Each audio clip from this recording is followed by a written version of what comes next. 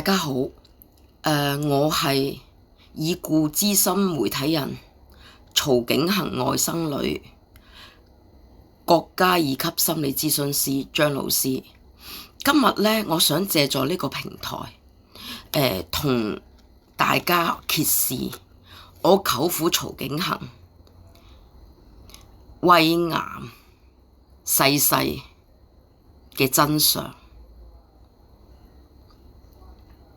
我諗大家了解我舅父呢，佢鏡頭面前嘅佢的確係呢溫文爾雅同埋博學睿智啦。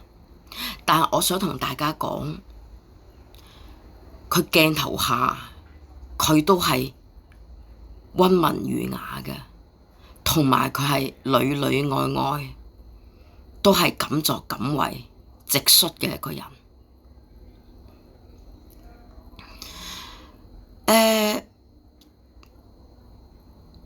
喺2022年，舅父喺上海病逝啦，生 cancer 病逝喎。我諗大家熟悉我舅父嘅人呢，都知道佢呢好硬淨嘅，內心好強大，佢體力同埋內心都好強大，係好謙虛，唔會自大嘅人。總之一句講晒，內心強大。你可以話佢好自我啦，但佢自我得嚟，佢係為人設想嘅，佢好有理想嘅。佢根本每天去跑呢度影嘢，嗰度影嘢，去各樣真相啊，去做嘢，佢係好有滿足感嘅。一個人開心，有生活寄託，又點會有病啊？而且佢日日都鍛煉，佢身體好到不得了。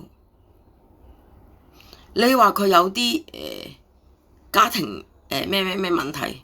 據我所知，舅父同舅母感情都好好，佢個女亦都好乖，佢基本上係幸福嘅。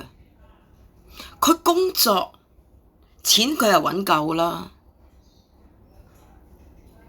佢根本唔係為工作去勞碌，唔使勞碌，唔使傷神，佢點解會有病啊？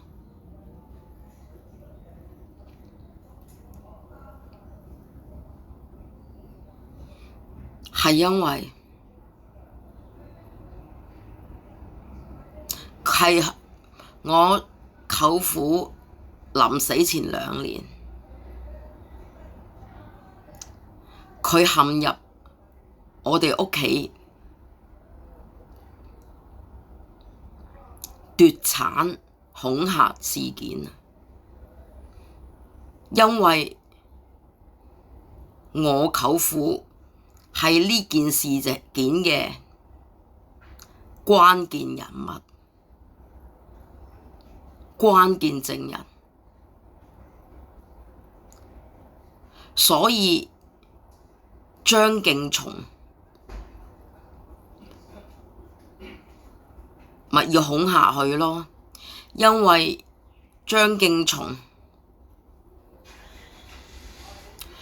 佢喺法庭上捏造虛假文書，而我舅父曹景行係極力守護媽媽畀佢嘅文書。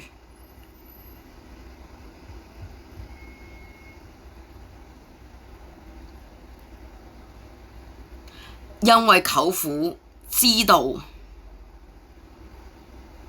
張敬松曾經係攞棉胎揞住阿媽，當時阿媽70歲啦，係咁樣打佢。